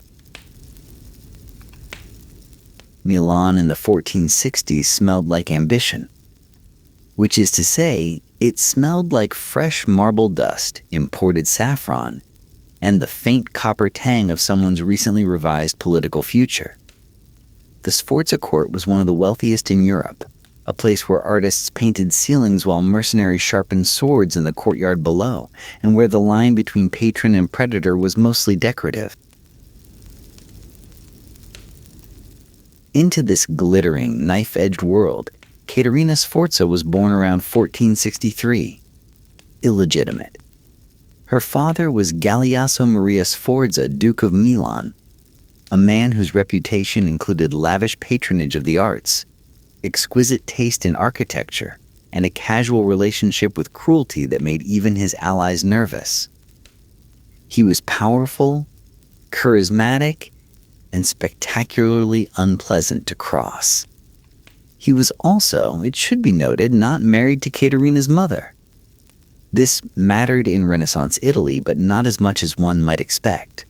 The Sforza dynasty had been founded by a mercenary captain who simply decided he deserved a duchy, and the family treated legitimacy the way most people treat seasoning. Nice to have, not strictly essential. What was essential was competence, and Caterina received an education designed to produce it. She learned Latin, writing, and hunting. She was exposed to natural philosophy and, intriguingly, to the pharmacological arts, the study of plants, compounds, and the interesting things that happened when they were combined. This was unusual for a girl of any standing. It was even more unusual for an illegitimate one. But the Sforza court rewarded usefulness, and Caterina was being shaped into something useful. She was 13 when the lesson crystallized. On the 26th of December, 1476, her father walked into the church of Santo Stefano in Milan. He did not walk out. 3 conspirators stabbed him in the nave in front of the congregation during a feast day. The assassination was brutal, public, and extremely successful. The court erupted. Power shifted. Alliances reshuffled overnight. And a 13-year-old girl absorbed, with terrible clarity, her first real education. That power was not given, it was seized. And if it was not defended physically with walls and weapons and the willingness to use both, it would be taken away just as fast. The marble still gleamed. The saffron still scented the kitchens. But the lesson had landed, and Caterina Sforza never forgot it. At 14, Caterina was married to Girolamo Riario. If that name doesn't ring any bells, don't worry. It didn't ring many then, either. Girolamo's primary qualification for existing in the upper echelons of Italian politics was being the nephew of Pope Sixtus IV. That was it. That was the entire resume. Nepotism in the Renaissance papacy was less a vice than a business model, and Girolamo was its most mediocre product. The marriage moved Caterina to Rome, and Rome was a different kind of furnace. Where Milan had been all sharp edges and mercenary pragmatism, the papal court operated on whispers, favors, and the intricate choreography of men who would smile at dinner and arrange your removal by breakfast. The air in the Vatican corridors was thick with incense, candle smoke, and scheming. The walls sweated politics. Caterina watched. And more importantly, Caterina studied. Not embroidery. Not devotional poetry. Fortification design.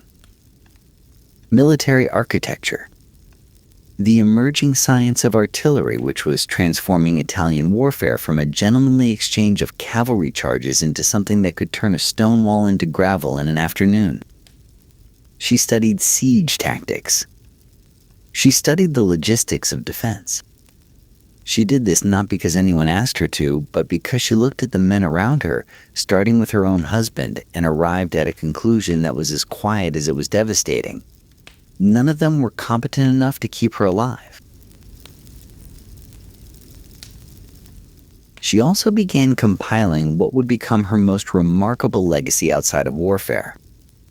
The Experimenti, a personal book that defies easy categorization. Part recipe collection, part medical manual, part cosmetics guide, and part, let us say, creative poisoning reference. It contained formulas for face creams, remedies for plague, instructions for crafting scented waters, and notes on compounds that could accomplish things best described as forensically inconvenient. She would expand it for the rest of her life. Girolamo, meanwhile, spent papal money, made enemies, and generally confirmed every suspicion Caterina had about the reliability of the men in her orbit. The dynamic established itself early. He held the title. She held the competence. And in Renaissance Italy, only one of those things was supposed to matter. Guess which one actually did? Pope Sixtus IV died in August of 1484, and Rome did what Rome always did when a pope died. It descended into chaos with the enthusiasm of a city that had been practicing. Shops were looted. Factions mobilized. And Girolamo Riario, whose entire political existence had been propped up by his uncle's papal authority, suddenly found himself holding a title backed by nothing but warm air and fading goodwill. Caterina assessed the situation. She was 21 years old. She was 7 months pregnant. And she was not going to sit in a parlor and wait for someone else to decide her family's fate. She rode out into the streets of Rome, crossed the Tiber, and seized Castel Sant'Angelo. Pause on that for a moment. Castel Sant'Angelo was the papal fortress, the most strategically significant military position in the city. The place where popes retreated when things went catastrophically wrong. And a pregnant 21-year-old noblewoman simply rode up and took it. The garrison, either persuaded by her authority or stunned into compliance by the sheer audacity of the gesture, let her in. Picture it. The warm Roman evening, the smell of stone dust and river water rising from the Tiber, torchlight catching the edges of a breastplate fitted, with some creative adjustments, over a heavily pregnant body.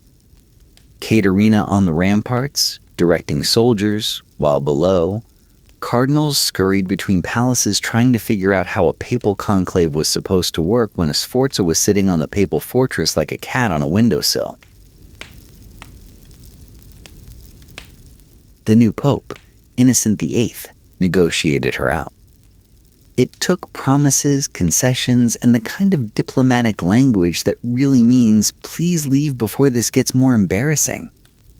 Caterina extracted terms for her family, then withdrew with Girolamo to their territories of Forli and Imola.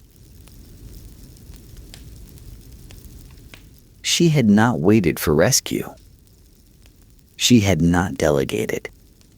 She had mounted a horse while 7 months pregnant, seized a fortress, and forced the entire political apparatus of Rome to negotiate with her on her terms. The pattern was set. Caterina Sforza acted. Everyone else caught up. Forli was not Rome. It was not Milan. It was a small city in the Romagna, wedged between larger and hungrier powers the way a mouse might find itself wedged between cats who haven't yet decided on dinner. The surrounding landscape was flat, agricultural, and strategically cursed, a corridor that every ambitious army in Italy would eventually want to march through. Caterina governed it anyway, and she governed it well. The work of running a small Italian state in the late 15th century was not glamorous. It was grain stores and tax collection. It was negotiating with Milan for military support while simultaneously assuring Florence that the negotiation with Milan was purely routine. It was managing plague outbreaks with whatever knowledge was available, which was not much, and managing public morale, which required considerably more creativity. The air in Forlì smelled like bread, livestock, and the particular dusty warmth of an Italian town that had been baking since Roman times. At the center of it all stood the fortress of Ravaldino, Caterina's stronghold. She oversaw its defensive upgrades personally, thickening walls, improving artillery positions, ensuring the supply of water and ammunition. She walked the ramparts. She inspected the guns. She understood, with the clarity of someone whose father had been murdered in a church, that stone and powder were the only things standing between her family and oblivion. The experimenti continued to grow. New recipes, new compounds, new observations about what certain plants could do to the human body, for better or worse. It was becoming an encyclopedia of survival, written by a woman who took survival personally. And then, in 1488, survival became urgent. Girolamo Riario was assassinated. A local family, the Orsi, organized the conspiracy. They killed him in the palace, then turned to the obvious next step, seizing the city entirely. To ensure compliance, they captured Caterina's children. 6 children, held hostage. The conspirators controlled the city. Caterina was trapped, separated from her fortress, separated from her garrison, and facing men who held the only leverage that was supposed to work on a mother. The word supposed is doing a great deal of work in that sentence. Because Caterina Sforza was not done. She was, in fact, just getting started. Here is where the story becomes the story. The moment that echoed across Italy and has echoed in various forms for 500 years since.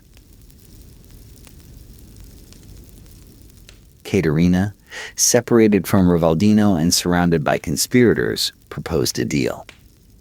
She would enter the fortress and personally persuade the Castellan to surrender, which would end the standoff peacefully.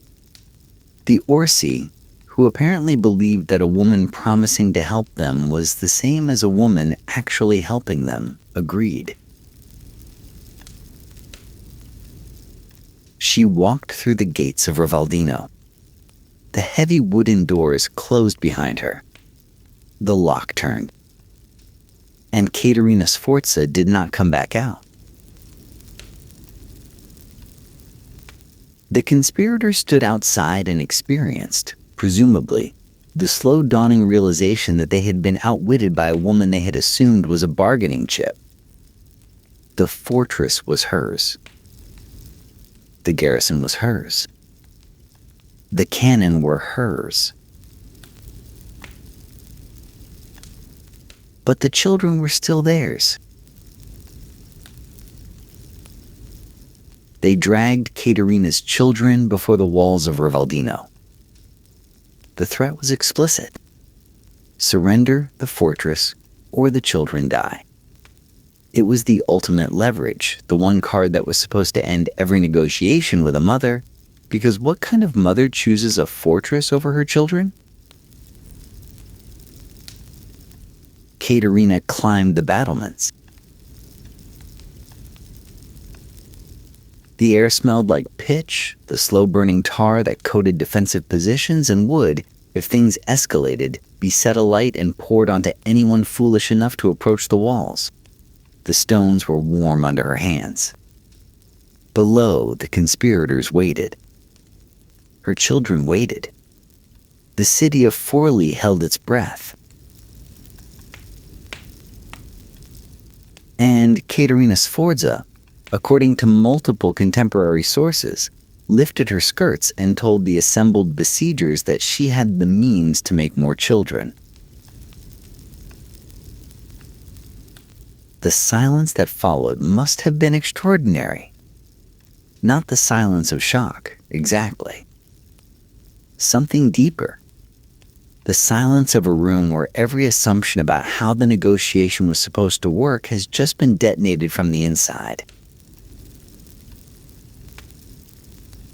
Now, before the moment calcifies into mere bravado, consider the calculation underneath it. Caterina knew her uncle, Ludovico Sforza, was sending troops. She knew that if she held the fortress, relief would come. She knew that if she surrendered, she and her children would all be dead anyway, because conspirators who murder a count do not traditionally leave the countess and heirs alive to seek revenge. The choice between her children and her fortress was not a real choice. It was a trap framed as a dilemma, and she refused the framing. The gesture was theater. Spectacular, vulgar, unforgettable theater. But the strategy was precise. She held Ravaldino. The Sforza troops arrived. The Orsi conspirators were destroyed. Caterina ruled Forli alone. The modern echo is loud enough to hear without straining. Women in positions of power are still offered the same false binary: your humanity or your authority, your softness or your strength. Choose one because the system insists they cannot coexist. Caterina's answer, delivered from the top of a fortress wall with the subtlety of a cannon blast, was that she refused to choose. And that refusal is why, 5 centuries later, we are still talking about it. The next 11 years were, by Caterina's standards, almost stable. Which is to say, only 2 more people she loved were killed. She exacted revenge that made Italy wince, and she governed a small state with the relentless competence of someone who understood that relaxation was a luxury she could not afford. She took a lover. Giacomo Fio, young, handsome, and by most accounts genuinely devoted to her. She married him in secret because a ruling countess remarrying could trigger political complications that made the Orsi conspiracy look like a minor scheduling conflict. For a few years, something resembling happiness settled over Forli like unexpected sunshine. Then Giacomo was assassinated. 1495. Another conspiracy, another set of ambitious locals who decided the Countess's personal life was their political opportunity. Caterina's response was not subtle. The conspirators were killed. Their families were punished. Contemporary sources describe the retribution as severe enough to shock even an Italian political class that considered political murder a seasonal activity. The message was clear, delivered in a language the Romagna understood perfectly. Touch what is mine, and the consequences will be memorable. She took another lover, Giovanni de' Medici from the Florentine banking family. With him she had a son, Giovanni, who would grow up to be known as Giovanni delle Bande Nere, one of the most celebrated military commanders of the 16th century. But that was later. For now, there was a state to run. And Caterina ran it. She directed artillery placements on Ravaldino's walls. She negotiated simultaneously with Milan, Florence, Venice, and the papacy, playing each against the others with the practiced ease of someone juggling knives who had simply gotten used to the sharpness. She managed harvests, tax disputes, troop recruitment, and the endless petty diplomacy required of a territory that everyone larger wanted to swallow. The experimenti kept growing. New medicines, new poisons, new cosmetic formulations that blended vanity with chemistry in ways that feel strikingly modern. She was documenting the world as she experienced it, one compound at a time, as if writing herself into permanence through knowledge. She governed at exactly the level of any male lord holding a comparable territory. She was treated, consistently, as an exception. An anomaly. A curiosity to be explained rather than a ruler to be respected. Every diplomatic letter, every military negotiation carried the invisible weight of having to prove, again, that her competence was real. That it counted. That it should be taken seriously. It is, to use a modern term, exhausting. And she did it for 11 years. In the late 1490s, a new kind of threat emerged from Rome. Not the usual papal scheming, which was bad enough, but something more systematic. Pope Alexander VI, born Rodrigo Borgia, had a vision for his family that involved carving a Borgia state out of the Romagna. And his instrument for carving was his son, Caesar Borgia, a man who combined genuine military talent with the moral flexibility of a Renaissance prince raised to believe that other people's territories were simply gifts he hadn't opened yet. Forlì and Imola were directly in the path. Caterina saw it coming. She had been watching Italian politics for decades, and the Borgia trajectory was about as subtle as a cannonball. She prepared. She fortified Ravaldino further, reinforcing walls that had already been reinforced, stockpiling powder and shot, drilling her garrison until they could work the guns in their sleep. She negotiated desperately for allies, writing letters to Milan, to Florence, to anyone who might see the Borgia expansion as a shared threat. She may also, according to some sources, have attempted to assassinate Pope Alexander VI by sending letters infected with plague. Historians debate this. The evidence is ambiguous. But the fact that the accusation was made at all and taken seriously tells its own story about how dangerous Caterina Sforza was considered by the people who wanted her gone. It was not enough. Caesar Borgia arrived in the Romagna in late 1499 with a French army. Not a small one. Thousands of professional troops, modern siege artillery, and the combined backing of the papacy and the French crown. This was not a local conspiracy with daggers. This was the full machinery of two of Europe's major powers pointed directly at a small Italian countess and her garrison. Her allies evaporated. Milan, which had promised support, was dealing with its own French invasion. Florence sent sympathetic letters and absolutely nothing else. One by one, the people who had sworn to stand with her discovered urgent reasons to be elsewhere.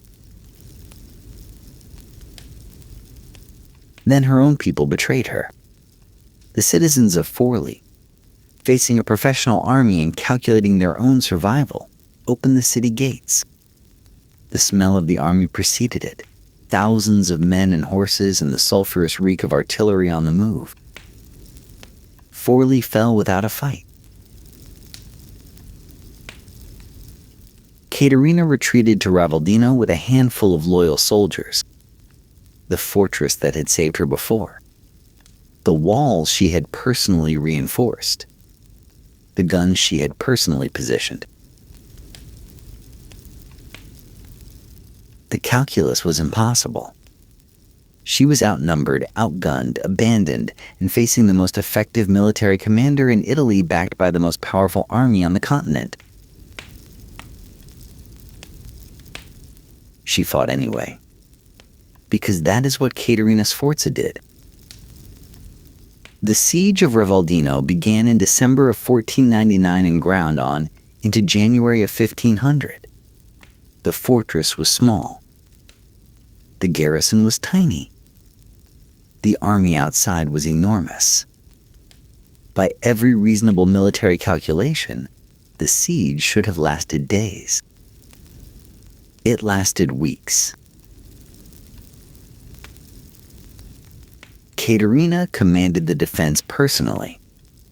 She directed cannon fire from the walls, organized sorties against the besieging lines, and reportedly wore armor on the ramparts, a breastplate fitted over her gown, the metal catching the thin winter light. The cold was bitter. The stone of the fortress radiated it, pulling warmth out of everything it touched. The air tasted of gunpowder and the gritty calcium dust that artillery kicked up from old walls. The French guns hammered Ravaldino day after day. The walls cracked, then crumbled. Breaches opened. Caterina's soldiers filled them, fought in the gaps, and fell back only when the rubble itself became indefensible. The noise was relentless. The deep concussive boom of siege cannon punctuated by the sharper crack of smaller guns, the shouts, the sound of stone giving way. When the fortress finally fell, Caterina was captured fighting, not negotiating, not surrendering, not waiting in a chamber for the inevitable. She was in armor, on the walls, and she was taken by force. Cesare Borgia imprisoned her. And here the story turns from brutal to something worse. Multiple contemporary sources report that Cesare assaulted her. The details vary in specificity, but the accusation was widespread and broadly accepted by contemporaries. It was a particular cruelty reserved for a woman who had refused, publicly and spectacularly, to perform the helplessness that was expected of her. The punishment was not just for holding the fortress. It was for daring to hold it while female.